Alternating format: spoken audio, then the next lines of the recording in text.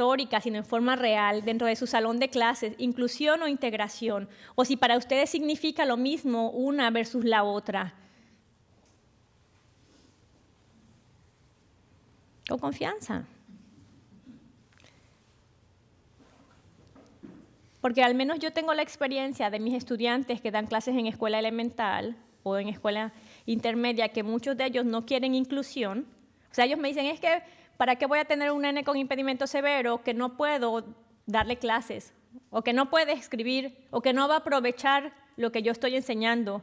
O yo estoy solo en el salón de clases y ¿cómo lo voy a atender? O me dedico a él o me dedico al resto.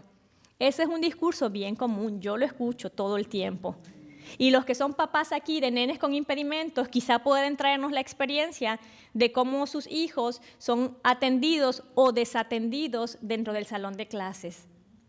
Así que, para mí, la inclusión es lo que la asistencia tecnológica busca para todos los estudiantes, no la integración.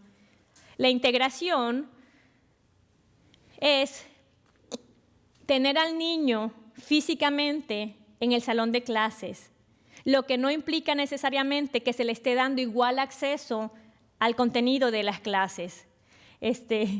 Una persona dice que no es inclusión, sino incrustación, porque literalmente el nene está incrustado en el salón de clases. ¿Qué es la inclusión? Pues la inclusión es, para empezar, la educación debemos entender que es un derecho humano, y desde ahí yo no puedo decir, este nene no puede estar en mi salón de clases. Y tenemos derecho a una educación en condiciones de igualdad de oportunidades. ¿Y qué quiere decir eso? Que lo que puede aprender un nene típico también debería poder aprenderlo un nene con impedimento. Aceptación de la persona con impedimento es muy importante para la inclusión, es decir, que yo entienda que esta persona, a pesar de tener un impedimento, puede y debe estar en mi salón de clases. Lo otro es que yo debo tener conocimiento y entendimiento del impedimento. Y uno dice, ¿para qué? Yo no soy de educación especial, es lo que me dicen mis estudiantes. Yo no soy de educación especial. ¿Yo por qué debo saber de impedimentos?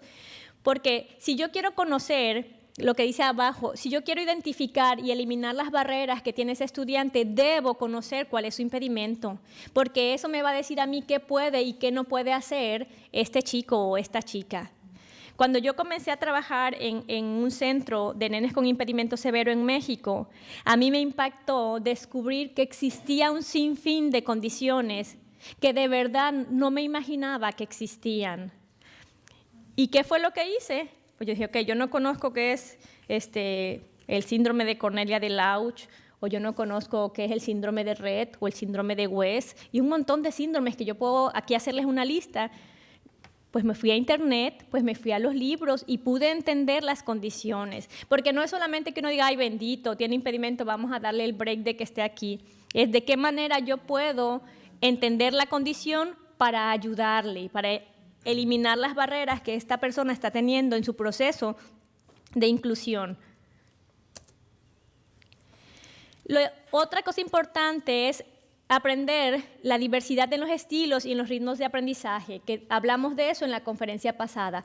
Todos tienen la capacidad de aprender, pero no de la misma manera ni en el mismo momento. Y si yo entiendo eso, entonces yo voy a poder ayudar a mis estudiantes.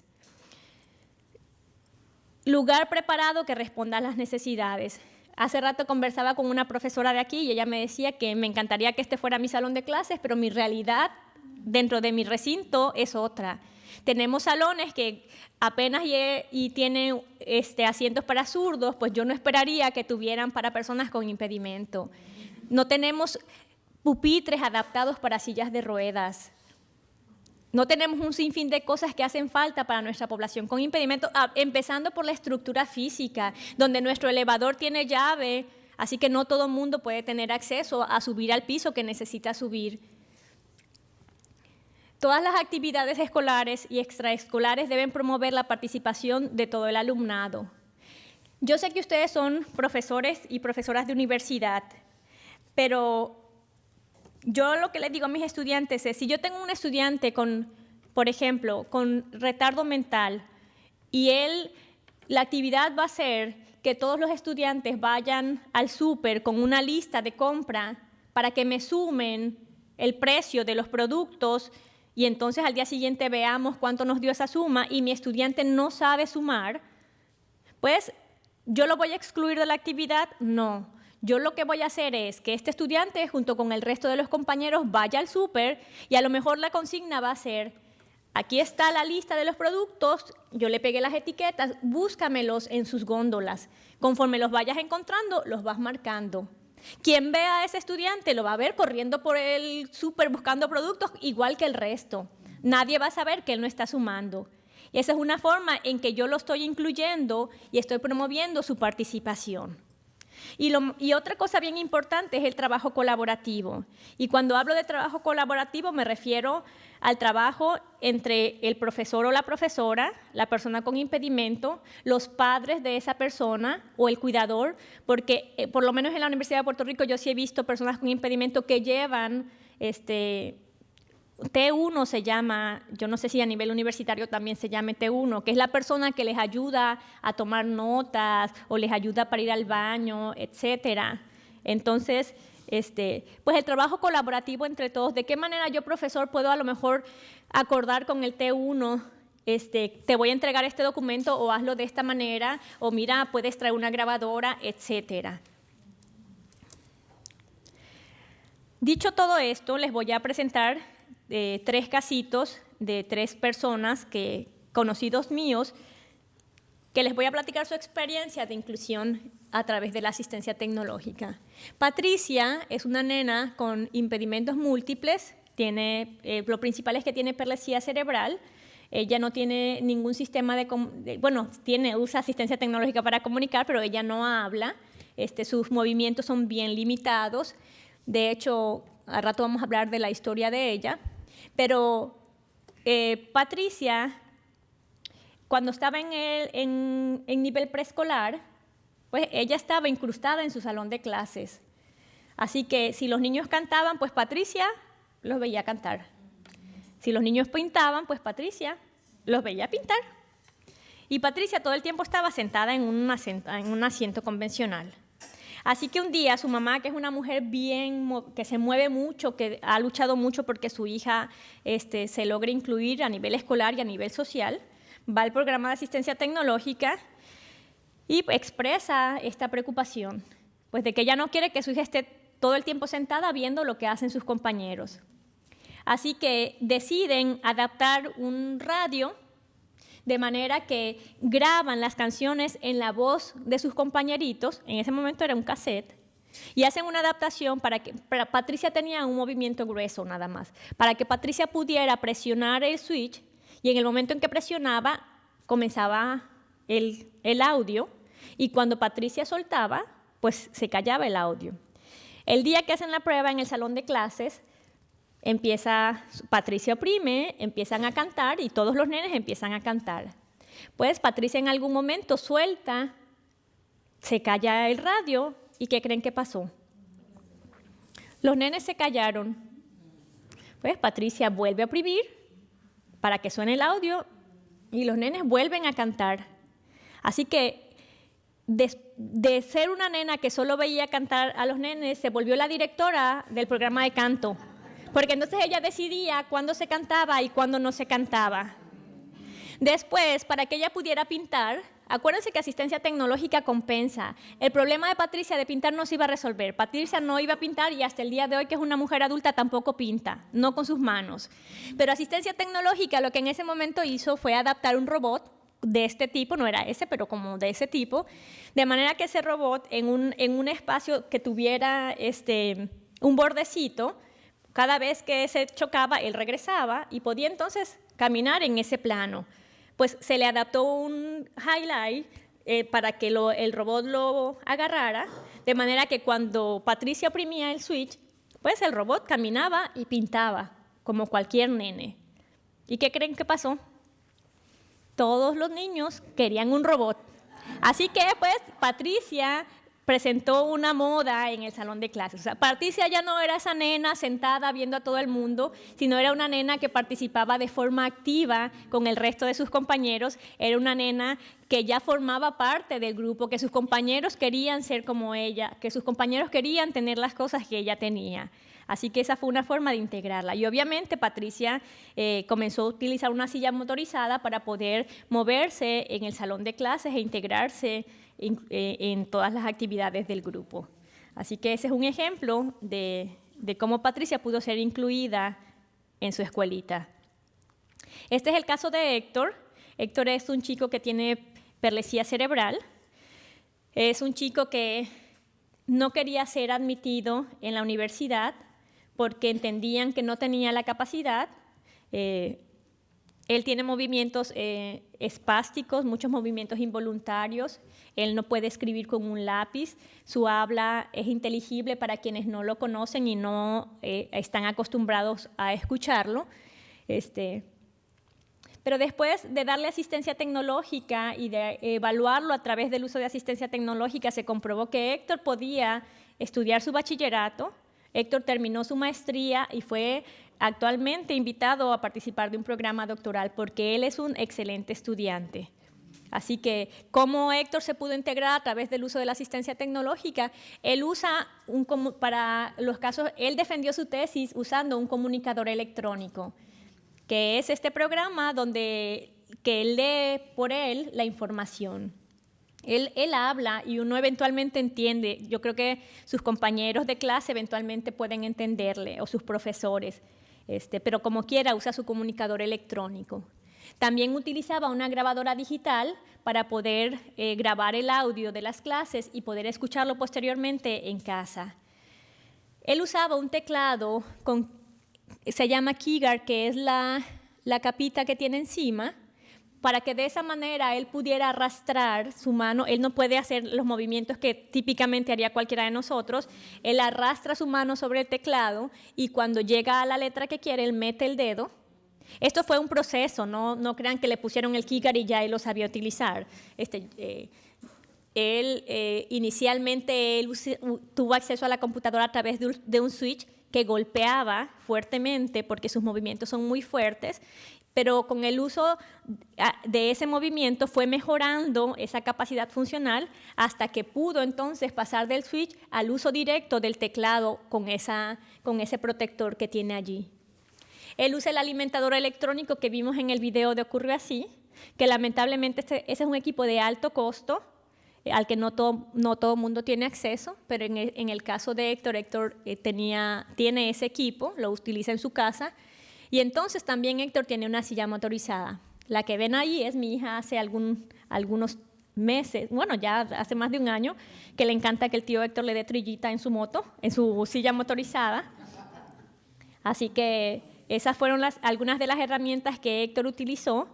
Obviamente a él le daban él utilizaba en formato digital la documentación para poder también tener acceso a ella en su computadora. Y Manolo, del que hemos hablado mucho, Manolo de manolo.net, las cosas que utilizó para poder incluirse en su medio escolar. Manolo es fiel creyente de la tecnología, no en vano estudió lo que estudió, pero él utilizaba una grabadora digital para poder audiograbar las clases. Manolo es un chico que él tiene retinitis pigmentosa y conforme él fue perdiendo visión, antes de ser ciego total, él se adiestró en sistema Braille y se adiestró en movilidad también para poder utilizar el bastón. Así que para cuando él ya queda ciego, él ya sabía leer en Braille y tenía la ventaja, además, de que sabía leer con las letras del alfabeto convencional. Así que él podía utilizar un teclado convencional. Usaba la regleta, que es el equipo portátil que se utiliza para escribir en Braille. Usaba su computadora, por supuesto, y los programas propios de una persona con impedimento visual, que es el programa que le lee todo lo que aparece en la pantalla. También usaba su calculadora parlante, como la que yo les mostré la charla anterior, y entonces su bastón plegadizo para poder movilizarse. Todas estas herramientas permitieron que Manolo pudiera incluirse en el ambiente académico. Él hizo su bachillerato, él hizo su maestría y actualmente trabaja en el programa de asistencia tecnológica de Puerto Rico, igual Héctor. Así que nada, estos son algunos ejemplos. Que es el último, es bien interesante. Él se llama José, él tiene una condición que se llama atrofia espinal muscular que no le permite moverse de su cama. Él todo el tiempo está en su casa. Él está en respirador. Este chico estudiaba programación de computadoras a través de un programa virtual, que esa es otra alternativa que le permite a nuestros estudiantes poder tener acceso a las clases sin moverse de su sitio, que es lo que Jazmín decía de esta charla, que también se está transmitiendo a través de Internet. Pues José, desde su casa, un chico brillante. Me acuerdo que cuando Mauricio Lizama, del programa de asistencia tecnológica, dio una charla, él es su paciente y habló de él, en una charla donde asistieron profesores, uno de los profesores se paró y dijo, después de escuchar el caso, que José era su estudiante, que él no sabía que era un chico con impedimento y que era el mejor de su clase. Así que es la posibilidad que el tener una clase virtual le provee a una persona con un impedimento severo. Pues él obviamente, su equipo principal era la computadora. Él la usaba con un mouse que se llama trackball, que en lugar de tener que mover el mouse de lado a lado, tiene una bolita que él puede mover en las diversas direcciones y entonces el mouse en pantalla pues se está moviendo hacia la dirección que debe moverse. Ahí ven cómo utiliza, ven en la foto lateral cómo él, aún con la posición de sus manos, él podía mover la bolita y entonces tener acceso a los programas de la computadora a través de un teclado virtual. Ahí está, a través de un teclado virtual. Ese teclado tenía un predictor de palabras, como lo vimos la vez pasada, que le permite entonces, lo repito por el beneficio de los que no vinieron, el predictor de palabras permite que la persona escriba las primeras letras de la palabra y le va a dar opciones de posibles palabras, de manera que la persona elige, si aparece en la opción, elige la que es y se ahorra tener que escribir el resto de las palabras. Así que él tenía un predictor de palabras, un programa de autoclick, que es aquel que cuando él ponía el mouse en una de las letras y detenía ese movimiento, el programa automáticamente hacía clic. Y finalmente él tenía un programa que se llama Mouse Grab, que es, me iba a mover, si el mouse está en ese extremo de la pantalla y necesita moverlo para este otro, para evitarle todo ese movimiento. ¿Conocen ustedes el Pac-Man, el juego de video Pac-Man? Ok, en el juego de video Pac-Man, si el muñequito salía por aquí, daba la vuelta por detrás de la pantalla, digo yo, y salía entonces por el otro lado. Pues este programa hace exactamente lo mismo. Cuando el mouse sigue avanzando por el extremo de la pantalla, lo que va a hacer es salir por este lado, de manera que le evita hacer todo el recorrido. Ese es un programa que José utilizaba. Así que nada, tenemos un estudiante que a través del uso de la tecnología pudo incorporarse al sistema educativo, estudiar lo que él quería y además demostrar que era una persona que podía hacerlo. Pues nada, esto es en cuanto a infusión curricular. Les voy a... Ok, permítanme. Déjenme ver.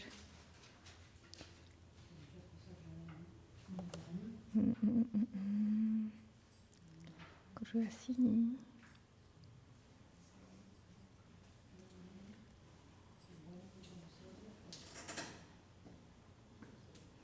Que me ocurrió así. De historia de éxito. Don Tony, Florita. Ok.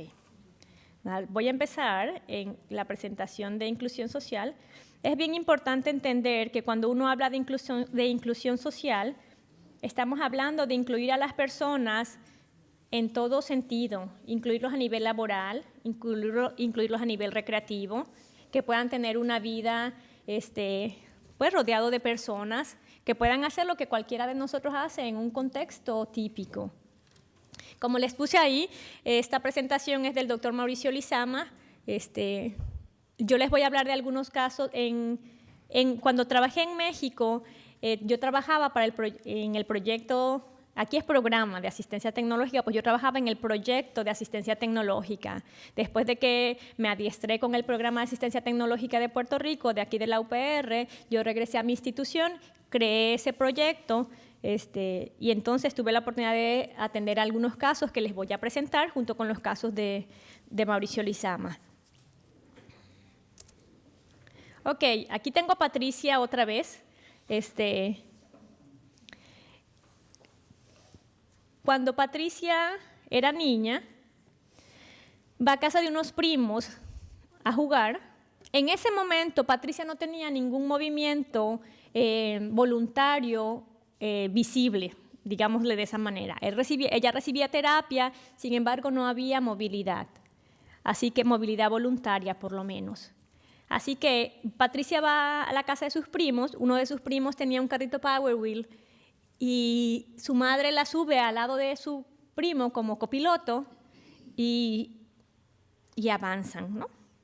Pues Iris, la mamá de Patricia, va al programa de asistencia tecnológica y le dice a Mauricio, las adaptaciones, yo menciono mucho a Mauricio, no porque sea mi esposo, porque él es el que hace las adaptaciones de los equipos.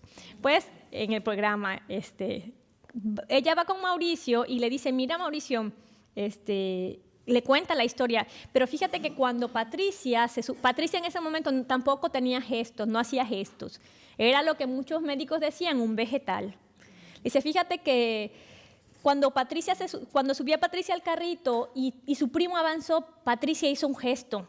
Le dice, ¿tú crees que le gustó? Le pregunta. Y él dice, pues yo qué sé, si tú eres la mamá, dímelo tú. Y ella le dice, pues no sé, pero hizo un gesto. Y entonces Mauricio le dijo, mira, vuélvela a llevar, vuélvela a montar y observa si sigue haciendo ese gesto. Pues la madre la lleva y cada vez que el primo avanza, ella hace ese gesto. Entonces Iris le dice, yo creo que sí le gusta porque sigue haciendo consistentemente ese gesto. Así que yo quiero comprarle un carrito Power Wheel. Dice, y quiero que ella lo use. Entonces le dice a Mauricio, ¿tú crees que se puede hacer esto? Y Mauricio le dice, pues mira, podemos intentarlo. Así que le compran su carrito Power Wheel, Mauricio hace la adaptación para que la imagen no se ve bien. Pero la idea es que en el guía del carrito Power Wheel ponen una caja, un switch de caja que se hizo la adaptación. En aquel momento se hacía con las cajas de los videos VHS. Entonces ese era el switch porque como los movimientos de Patty eran incoordinados y podían ser, acuérdense, no lo hacía. Sin embargo, antes de hacer la adaptación se habla con la terapista física de Patricia y le preguntan la posibilidad de que Patricia hiciera algún movimiento voluntario. Así que la terapista físico dice que sí, que Patricia podría mover el brazo porque en términos anatómicos y fisiológicos ese brazo tiene